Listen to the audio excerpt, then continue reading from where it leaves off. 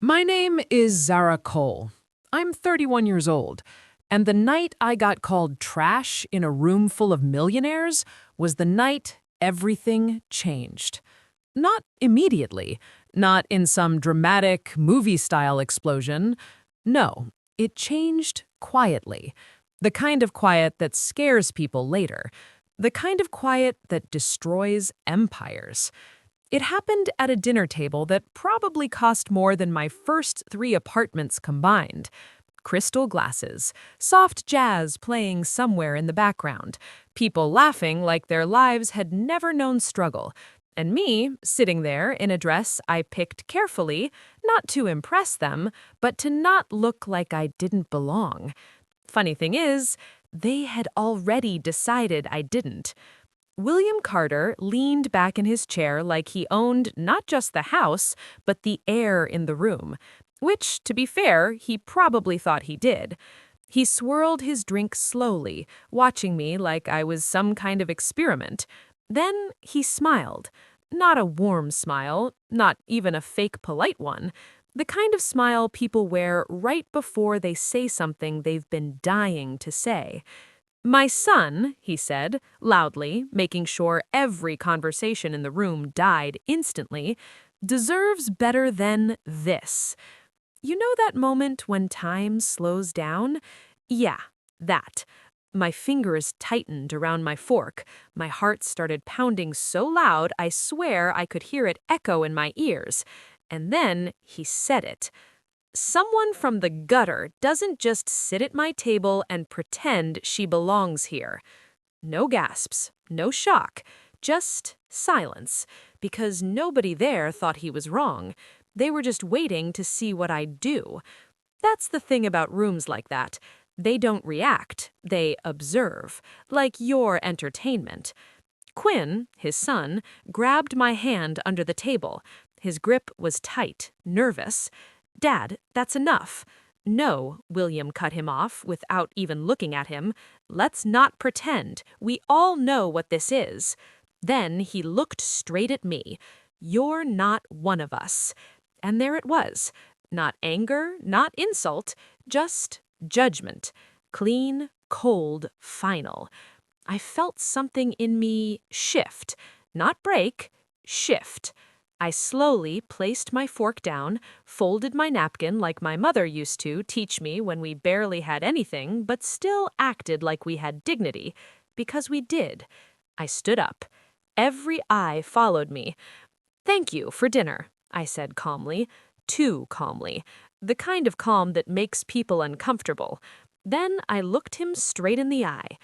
"And thank you for saying it out loud." He blinked. Just for a second. That was the only crack.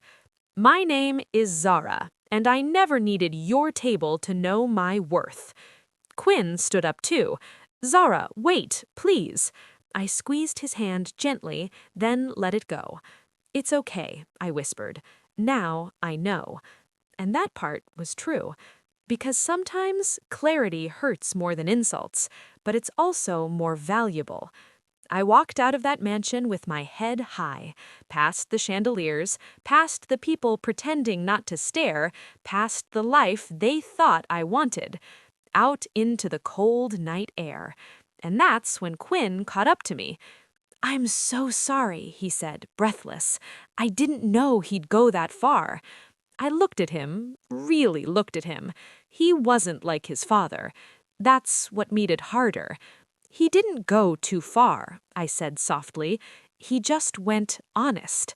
That's not who he is." "It is," I cut in gently.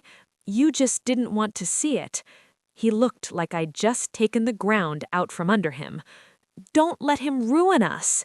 And for a second, just a second, I almost stayed. But then I remembered something my mom used to say when we had nothing but each other. If someone has to shrink you to feel big, don't stay where you're measured. So I stepped back. "He didn't ruin us," I said. "He revealed something."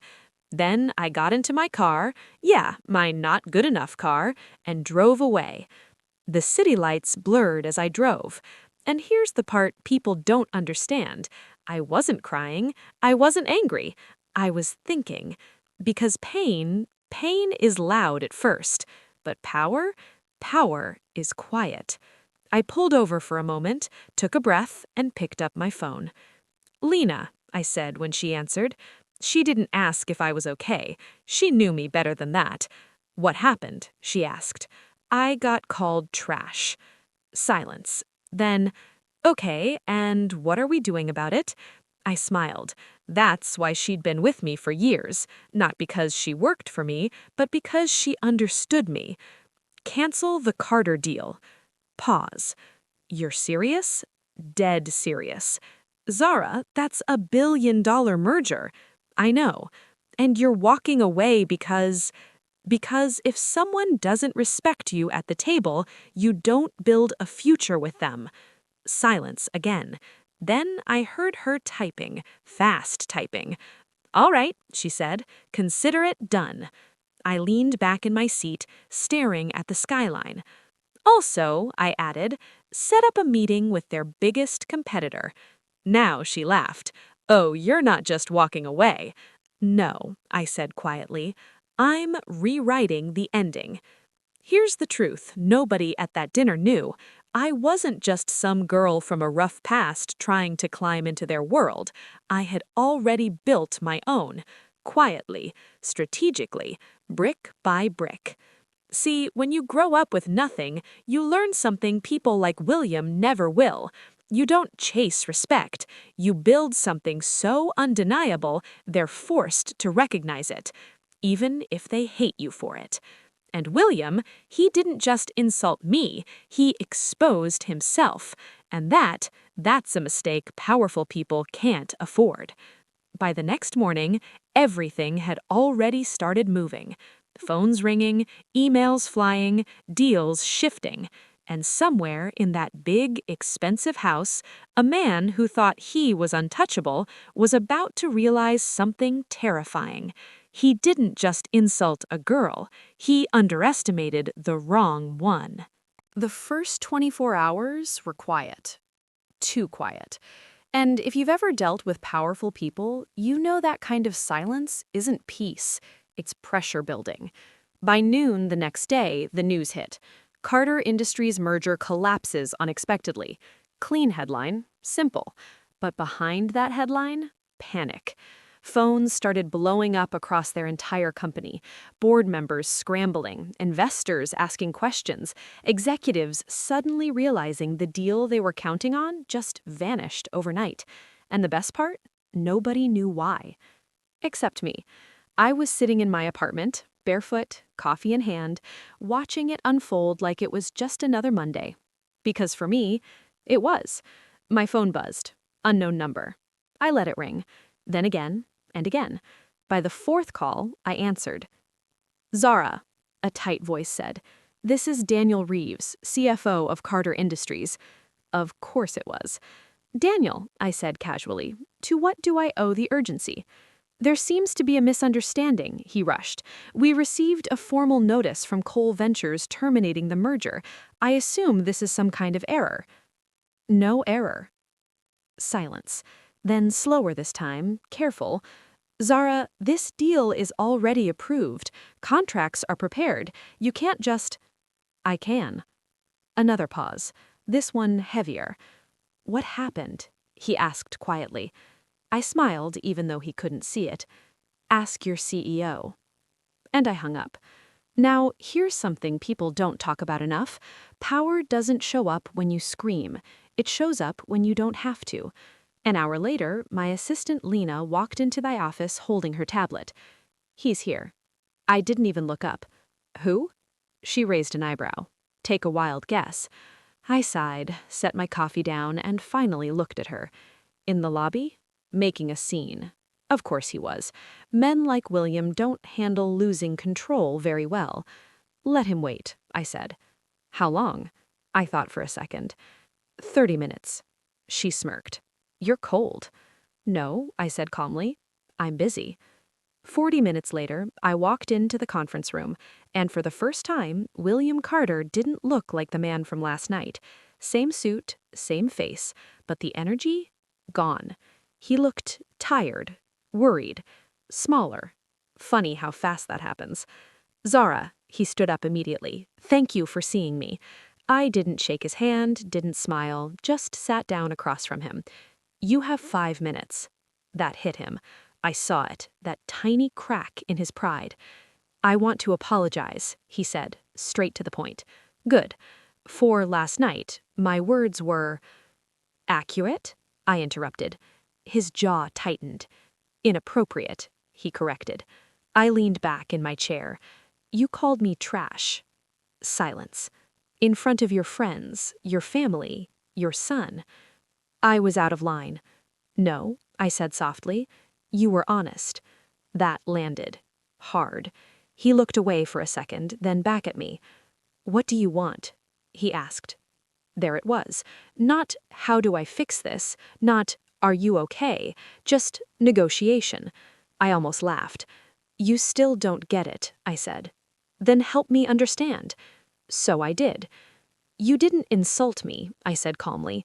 You exposed how you see people like me. He frowned. And now, I continued, you want to do business with someone you think is beneath you? It's not personal, he started to say. Everything becomes personal the moment you make it personal. The room went quiet again, but this time, he felt it. I stood up slowly, walked toward the glass wall overlooking the city. You did your research on me, right? He hesitated, then nodded. You saw the past, the struggle, the survival. Yes, but you didn't look at the present. I turned back to him. You didn't ask yourself who built the company you were so desperate to merge with. His expression changed, just slightly. Confusion, then realization creeping in like a slow storm. What are you saying? He asked carefully. I held his gaze. I'm saying, I said quietly, you don't know who you disrespected. Silence. Heavy. Thick. Unavoidable. You thought I needed your world, I continued, but I built one you were trying to survive in. His face lost color. That was the moment, the exact moment it hit him. This wasn't about a deal anymore. This was about control, and he had just lost it. This merger, he said slowly, we need it. I know, I said. Our company won't survive without it? He didn't answer, didn't have to. We both knew. I walked back to the table. And you still chose to humiliate me.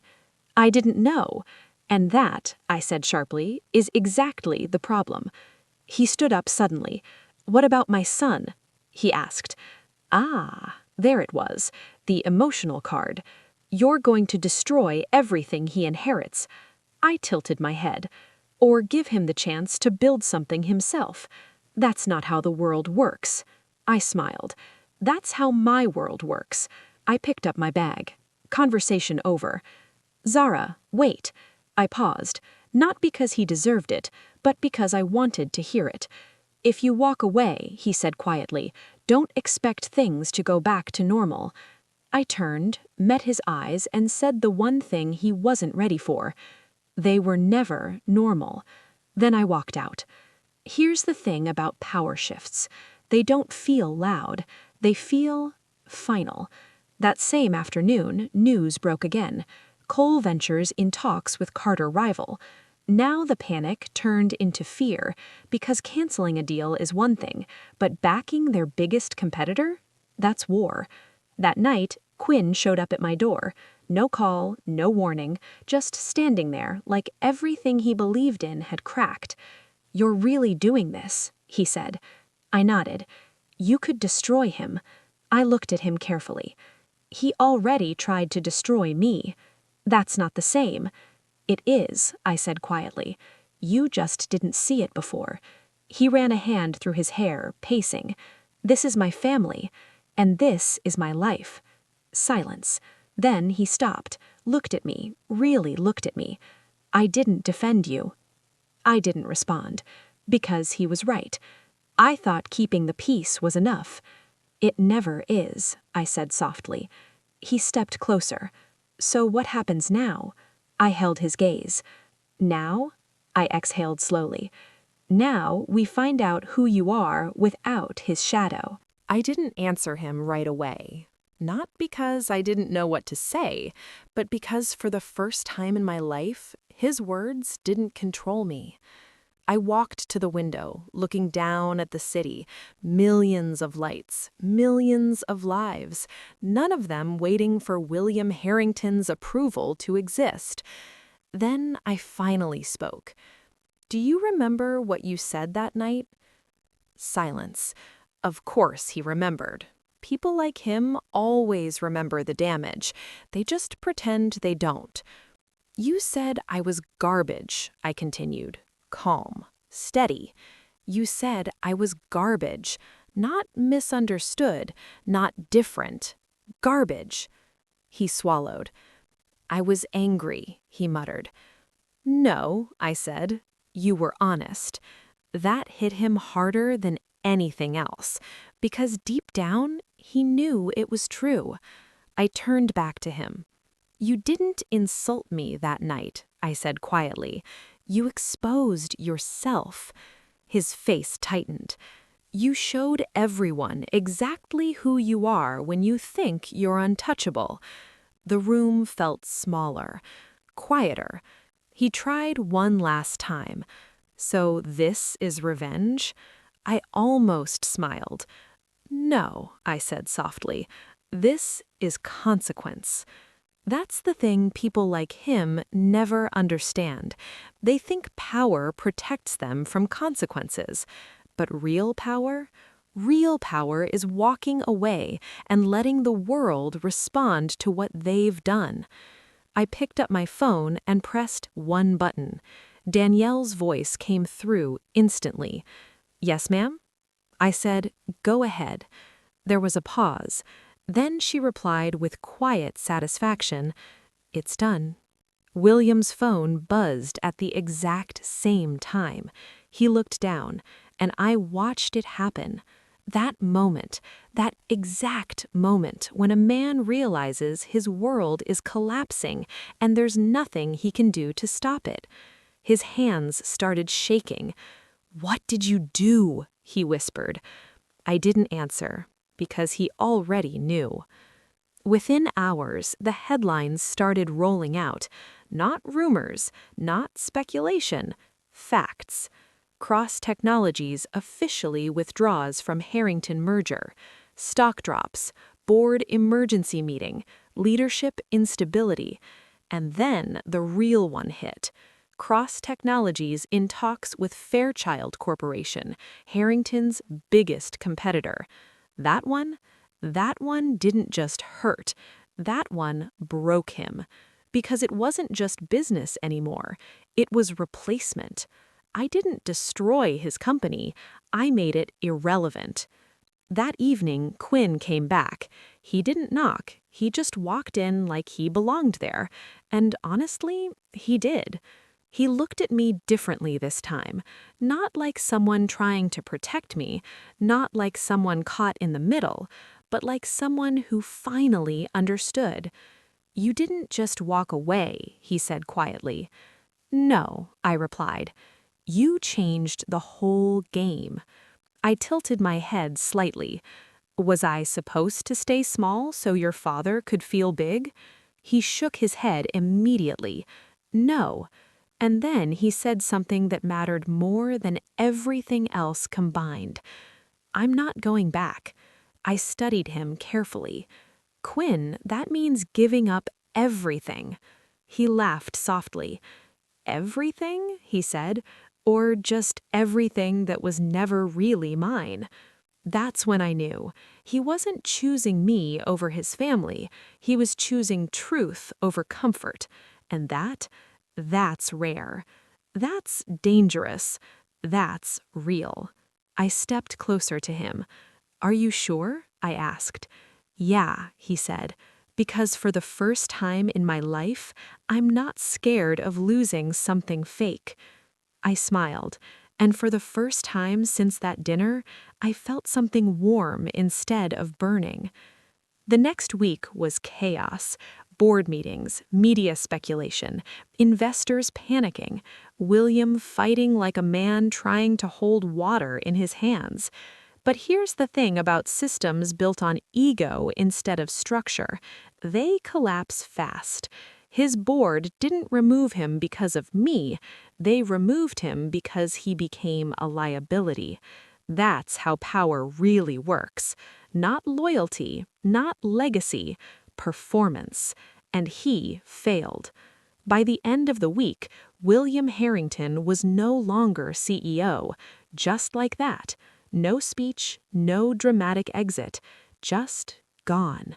And the company? They came back to me. Different tone, different attitude, different leadership. Suddenly, they weren't talking about status, they were talking about alignment. Funny how that works. We didn't rush the deal. We didn't need to, because now we were in control. And when the final agreement was signed, it wasn't about revenge. It was about correction. A system that once rejected people like me now needed people like me to survive. Months passed. Life changed. Quietly. Naturally. The chaos faded. The noise disappeared. And what was left? Peace.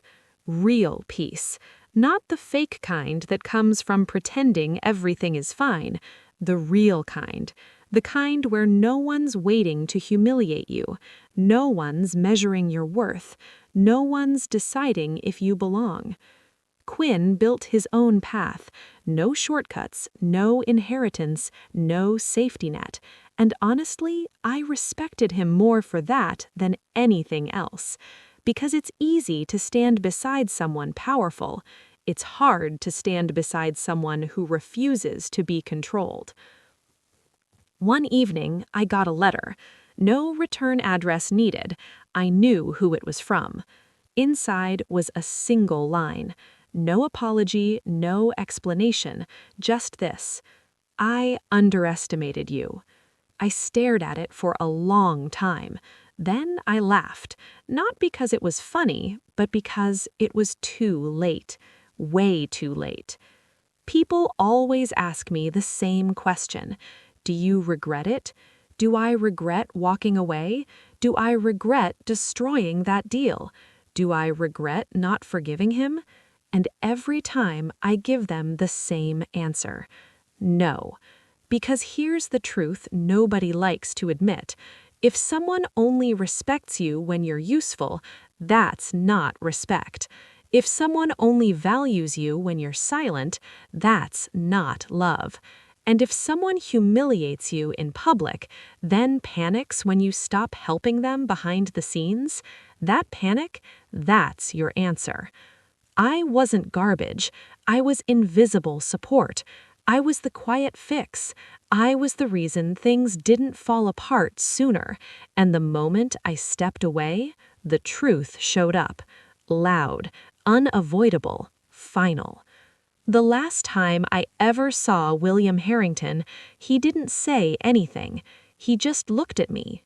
Different, smaller, like a man who finally understood something he should have learned a long time ago. And in that moment, I didn't feel anger. I didn't feel satisfaction. I just felt done. Because the real victory was never destroying him. It was realizing I never needed him. Not his approval, not his world, not my permission to exist. And if there's one thing you take from my story, let it be this. Never let someone convince you that your worth depends on where you came from. Because the same people who call you nothing today might be the ones begging for your help tomorrow. And when that day comes, you won't need revenge. You'll just need distance and the strength to never go back.